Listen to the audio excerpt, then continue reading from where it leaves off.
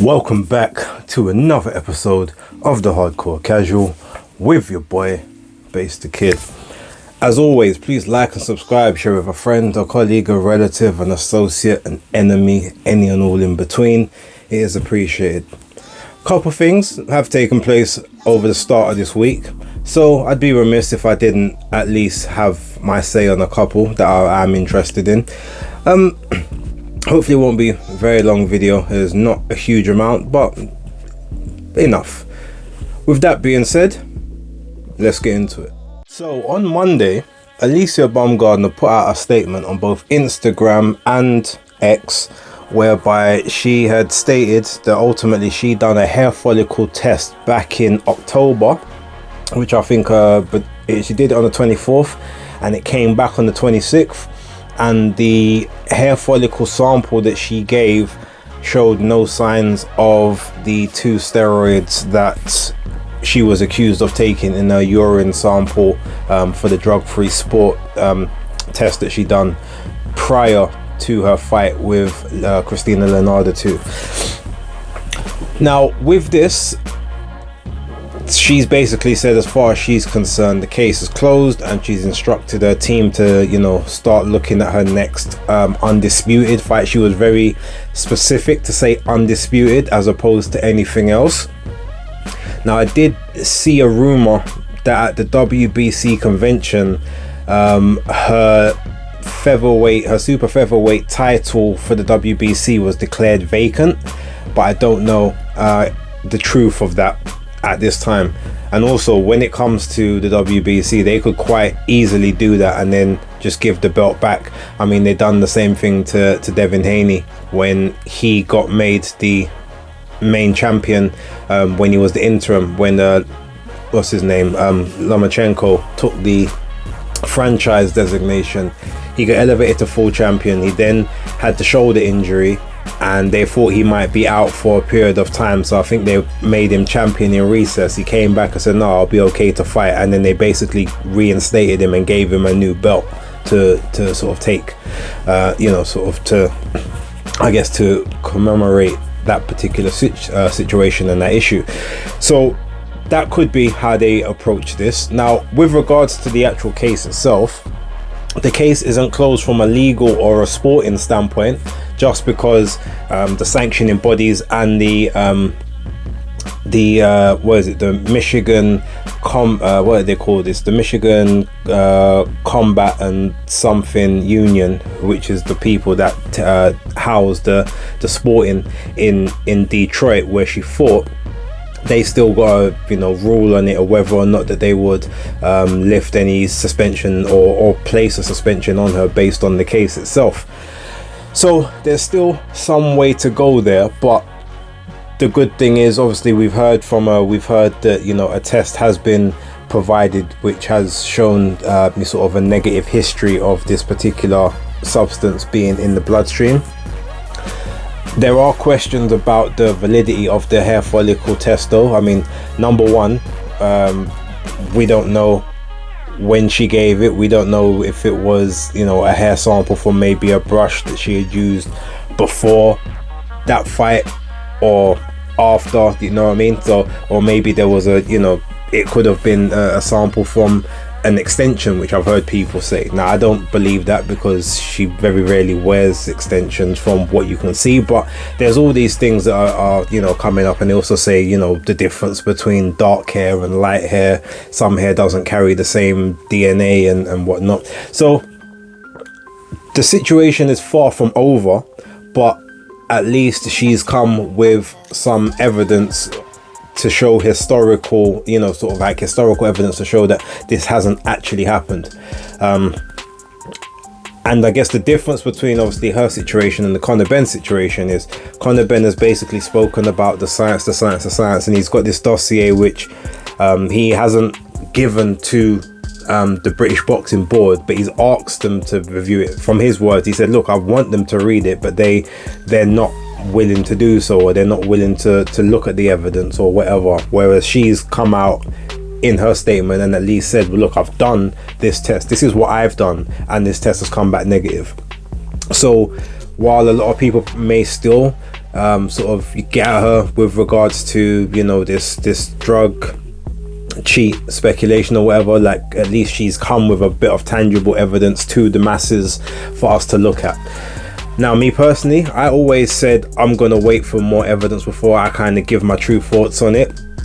And in this particular instance, I will say that I was always erring on the side of caution with regards to this test. I personally didn't think that she was on substances or on gear like that.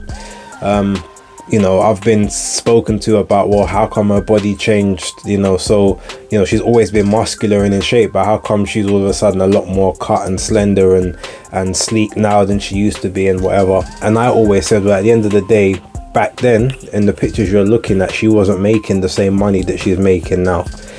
With money comes the opportunity for better nutrition, better training, less stress in terms of having to maybe work extra jobs or do extra things and not get the same rest and recuperation that your body needs.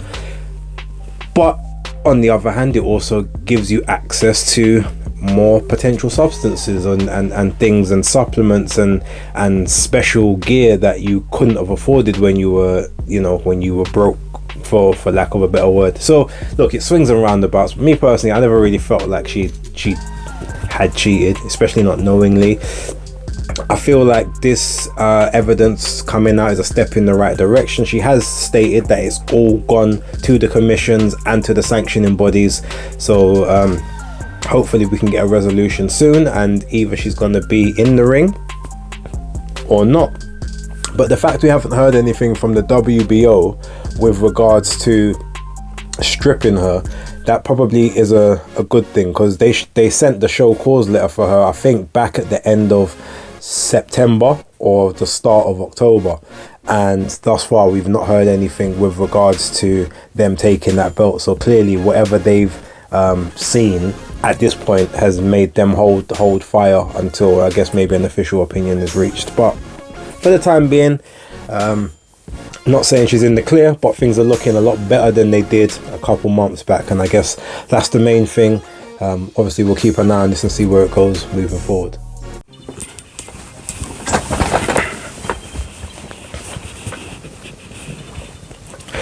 Now, obviously, as a lot of us know, last Thursday Shakur Stevenson did face Edwin De Los Santos, and for lack of a better phrase, it was an egg. It was a dud. It was a very, very lackluster fight for a lot of people. While I didn't hate it as much as a lot of people did, I definitely see why people are unhappy. And if you paid to go to that fight, I can imagine you ain't gonna be best pleased, and you ain't looking to go to another one of his fights anytime soon. And especially obviously when he's on the when he was on Twitter saying, look, if y'all don't like me or you don't want to watch, then don't. And I was saying earlier, you know, that's not the way how you're gonna garner a big fan base, or, you know, have people on your side. You can't say them kind of things, especially like if you're not entertaining. I liken it to a couple of other people in terms of, it's like, okay, who would you rather watch, Tyler Denny or Lawrence Okoli? Like, Lawrence Okoli gets a lot of knockouts, but his style isn't the most fan friendly, and it does leave you like frustrated for the most part. He's had some really good performances, but a lot of them have been very lackluster. Whereas Tyler Denny, you know, even though he got some very, very weird stoppage victory in the last weekend, that was his first KO. There was something I could have said there, but I'm gonna not put that kind of language in the video. But that being said, it's like, but he's action packed. He fights, he has very sort of action packed fights, and they're very entertaining to watch. So even if you're not necessarily a person that's getting the knockouts, sometimes your stock rises by just being in those good fights. And when you're a person that wins boring or isn't, you know, or isn't very fun to watch, you're only as good as your I guess until you've got a belt and that goes, or until you get that first loss, and all of a sudden your stock plummets because no one's really interested in watching you anymore, because the intrigue of can you be beat has gone, and then what else do you have to offer? So he's got to obviously fix up on that a little bit. Now, he was basically been back and forth with a bunch of people on Twitter, talking about the poor performance and this, that. Obviously, he got into a back and forth altercation with Ryan Garcia. I'm not really going to go into obviously what was said between the two, but it is funny to me that like Ryan Garcia cooked him in the most the most grown way I've ever seen a young man cook someone on Twitter X. Like it was crazy. But ultimately, it's like, I think Ade said in a video today or yesterday, I think it was today, he's like, Shakur needs to just stop talking about the performance and apologizing. Whether it's a bad performance, let people say what they're going to say. Just leave it alone now. Like, there's no point keep coming out and trying to address it. Because number one, as Ryan said, you're making yourself look more arrogant, which is going to turn more people off of you. And number two, is going to keep that horrible performance in people's minds a lot longer. Probably if he wasn't talking on X from like say Friday, I don't think a lot of people would be talking about it now, because a lot of people actually want to get that performance and get that horrible fight out of their heads. But you keep popping up is not helping for people to forget, so it just carries on the cycle. So overall, I feel like I agree with Ade on that one. He does need to kind of just allow it now. Look, accept that he laid an egg, accept it was horrible, leave it alone, stop apologizing for it, try and let people forget, get your body right. If there was the injury, Bob Arum said there was a shoulder injury, like just sort all of that out, get yourself back into the right physical condition, come back, and hopefully in your next fight put on like a stellar performance, KO performance, devastating, where you don't get hit, just in the pocket, rattling, slipping, riding, rolling shots, and just a really, really action-packed dominant performance, and get the stinker out of people's minds. That's kind of how I see it. Let me know what you guys think in the comments below. So I want to address real quick the Frank Warren and Adam Catterall situation, altercation that took place at the end of the Magnificent Seven on Saturday. I think it was on IFL, and Umar from IFL was conducting an interview with Frank. Now, in this situation, I kind of see it in one of two ways. Obviously, basically, Frank stuck it on Adam, where he was basically saying, look, I don't like the way how you've been talking about sort of our fights and everyone's fights, and the heavyweight division, how it's been, you've referred to it as warm lager. Well, is the event that we're putting on now warm lager? Was blah blah blah with Fury and Ngannou, did that end up being warm lager? We've done Zhang and Joyce twice, AJ's fought Usyk and blah blah blah. And Adam basically said, well, no, I wasn't just talking about your events, Frank. I was talking about the scene as a whole. He goes, yeah, but as a whole, I disagree with you. And basically, Adam never retorted. Now, I looked at Adam's face in this, and part of what I looked at was two things. Number one, it looked as if he was almost he was thinking about relationships with his broadcaster. Because he kept sort of smiling and looking down and almost shaking his head like, I so badly want to say something to you right now. But Frank, and the thing is that the thing is there, Frank gave him enough opportunities where he could actually have clapped back if he needed to. But I think, number one, I don't think he was willing to, because obviously Frank is Frank, and he knows that they already don't have the greatest of relationship with Queensbury, or more importantly, like with the cash cow at Queensbury, if that's what you want to call him, in Tyson Fury. But they're trying to mend the relationships, not strain them. But then on the other hand, like every now and again he would sort of throw a little small nugget in there, and it would trip Frank up, but he would almost dismiss it because Adam's not doubling down and like fighting his corner. So on one hand, I can see where like some people say, yeah, like he, basically he just got eviscerated and he got murked. Then you say to yourself, okay, well, maybe he was trying to be respectful to the relationship, because if maybe he wasn't a TalkSport employee, he might have gone a different route. But the one thing I will say, and it's not the first time I've seen this from Adam Catterall, there's been numerous occasions whereby, especially even when Frank has come on the phone on TalkSport, he hasn't got his information together. Like, at the end of the day, when you've got the strong opinions that you have, you either got to be able to stand on them 10 toes down, or you've at least got to have the evidence behind what you're saying at that given time. Now, okay, that may not be your platform or your moment, or you might feel a bit flustered, but there should be more than enough examples that you have in your head, just based on everything that you've said in the past, to be able to at least rattle off a couple of points.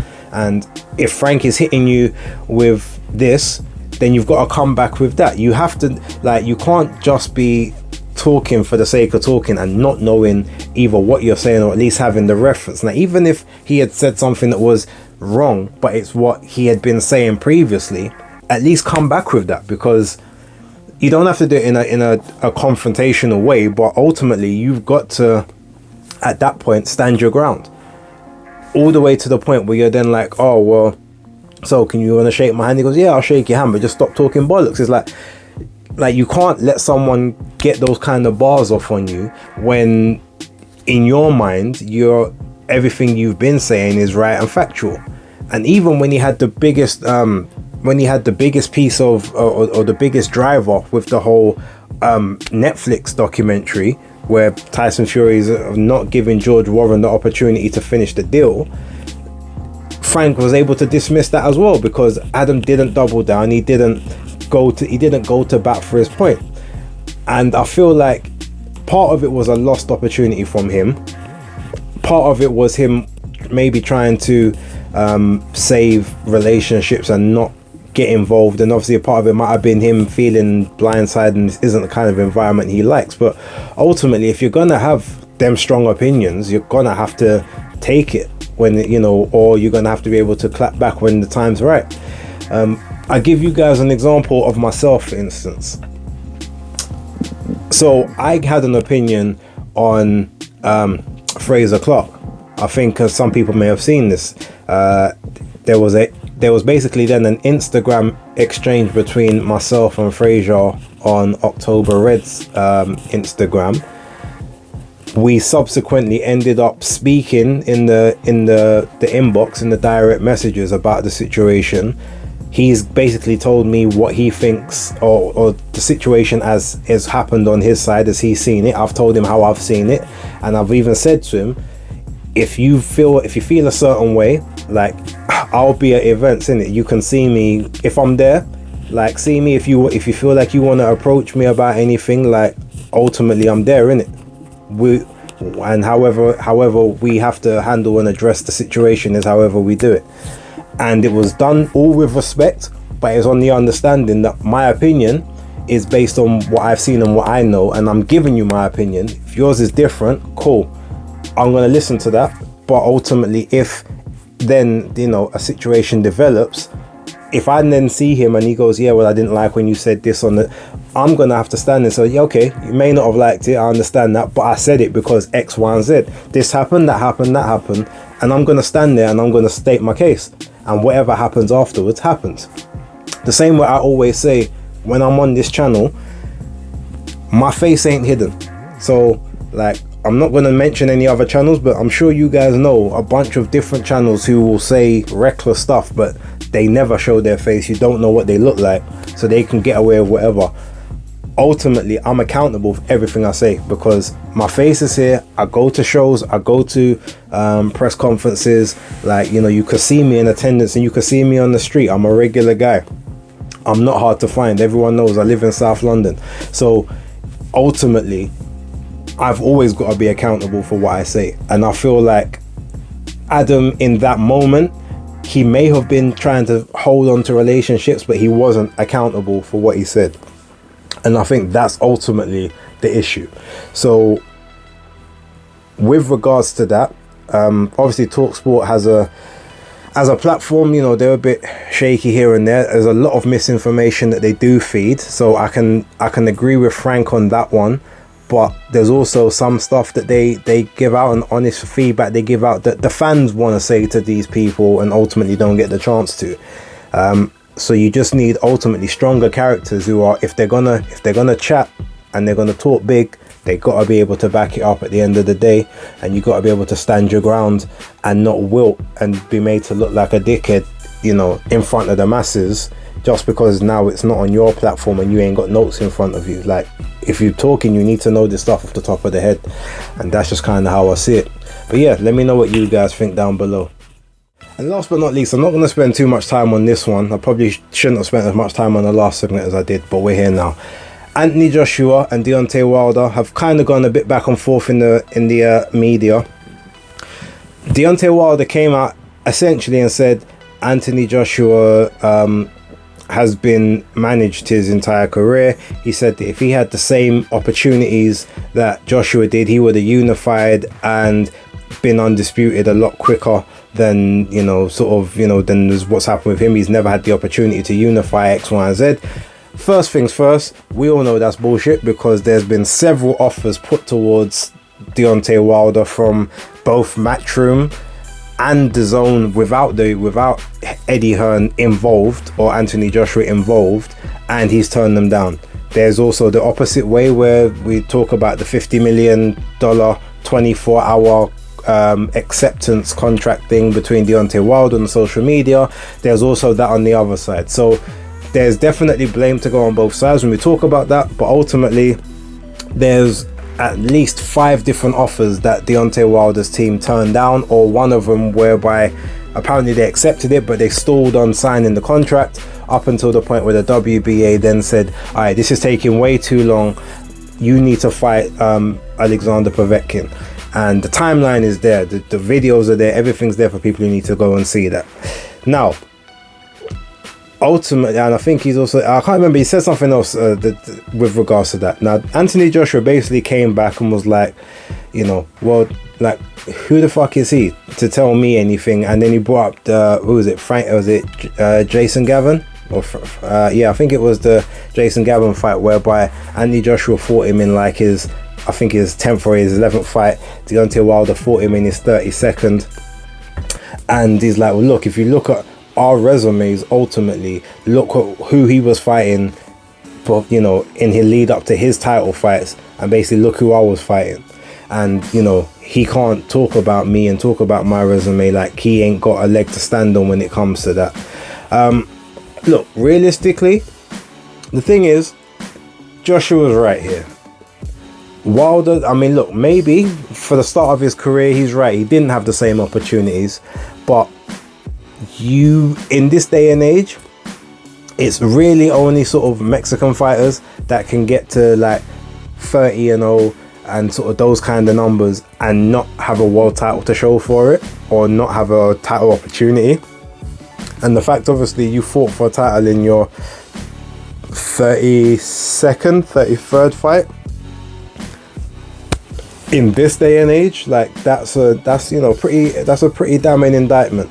And then had the opportunity to, you know, to unify with Vladimir Klitschko. He said he openly wanted that fight, but you were both managed by the same person. Shelley Finkel said, no, Deontay's still a baby. Like we don't need to have that fight. Let's have some, you know, get him some more learning, some building fights. But how are you a baby at 33-0? Like, what more can you learn at that point? Especially considering the fact you're an Olympian. So it's not like you've just come into boxing and you're learning on. Yeah, you might be learning on the job in that sense, but 30 fights, I mean, all the learning you needed at that point should be there. So you've got that. Obviously, there was the Joseph Parker situation. They could have fought Joseph Parker if they had bid more money for the fight, but ultimately they left it so long that Matchroom jumped in there with a bigger offer to Joseph Parker, and the fight got made. So, you know, you had the opportunity to unify with Charles Martin, but again, you waited, you delayed, dilly-dallied, and allowed Matchroom to jump in there and offer him more money than your team were prepared to offer for the unification. So he went over there, lost the belt. Like, so when you say that ultimately you never had the opportunities, and he's, you know, basically he's not a born winner, he's a manufactured winner. He's, you know, he's a created guy. You know, it's not God-given with him. Realistically, it's not God-given with you either. If we're gonna be honest, like, there's a lot more in your career to suggest that you were manufactured than he was, and that's being honest and open and upfront. Yes, he's had opportunities because he maybe had more money backing him, but you had opportunities as well, and you didn't take them, and that's just kind of how it is. Even when you was offered a certain percentage of money, and you didn't want to be second fiddle, or you felt that I don't know what it was, but you felt maybe you deserved more, and so you tried to go alternative route, which backfired. But for some reason, you're able to kind of talk on certain situations like, oh, it was all his fault, I didn't do anything, kind of. I mean, I still remember the video where Fury said, where Deontay Wilder said, they say I lost my pen. Yeah, I lost my pen. That motherfucker gone. I threw that shit away. Like, he literally said that in the video, yet people still, for some reason, think that AJ was the one who didn't want the fight. Like, how can you literally say, I threw my pen away, that motherfucker gone, but yet AJ is the one that was ducking at that moment or didn't want the fight? So, look, between the two of them, it's always going to be frosty, even though we tried to come on that humble tip at the press conference. And again, there's the same thing I said. There's a lot of PBC guys that seem to be like that. Like, it's a lot of smoke on you know, the TV. It's a lot of smoke behind the scenes and the interviews. Get up in person. Alright, it's all love, brother. Like, he said that he wanted it back against Tyson Fury in blood. Tyson Fury cheated him X, Y, and Z. Sees Tyson Fury in Saudi Arabia, goes over and hugs him. Like, why would you do that? If you genuinely think this guy tried to end your career, tried to cheat and do damage to you and tried to take your life, like, yeah, there's a lot that it just seems a bit odd here. But overall, look, them two, they're always going to be beef. There's always going to be drama. But I guess that's the reason why everyone wants to see the fight, because they want a conclusion to the story. We need that. There probably won't be a trilogy. There may not even be a rematch, but hopefully we can at least get the one fight where we can put to bed everything that was, that everyone believed. But ultimately, at this point in time, if AJ wins, people are probably going to say, oh yeah, well, he just priced and he just aged Wilder out. He waited for him to be 39, 40 before it happens. But then if Wilder wins, it goes, yeah, but AJ's already been battered before, so it doesn't really matter that you beat him, because, like, you could have done it. You could have been the first, and now you're just like one of many. So I don't know, it depends on how people see it. Anyway, I'm going to leave it for there. A little bit of an extended video for you guys. Hope you enjoyed. Leave your comments down below. As I said, like and subscribe. Try and help me get those numbers up. Let me help me get those views up, and I will catch you on the next one. But for right now, it's the Hardcore Casual out.